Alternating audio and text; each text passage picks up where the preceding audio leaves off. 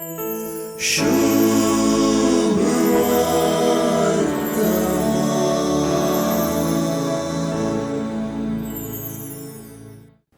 पेल्याचो मोग कर आणि तुझ्या दुश्मनाचो द्वेष कर म्हणली शिकवून कांय वाईट नाही.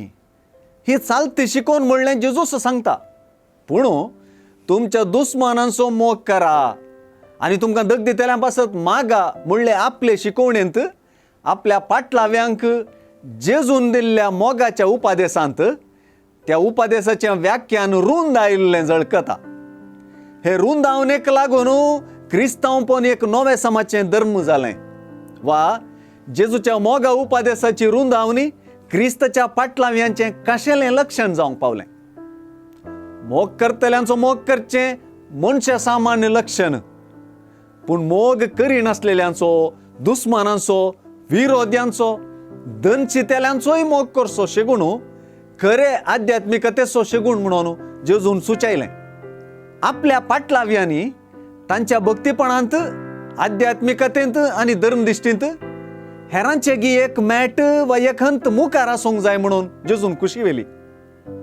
मोगाच्या गजालींनी, मोगाच्या शेगुणांनी आनी करण्यांनी हेरांनी करचे बरीच करिनासता दुस्मनांक सयत मोगान लेखचे विशीं शिकोवंक जेजून विसरली सर आपल्याच सर्गींच्या बापाची.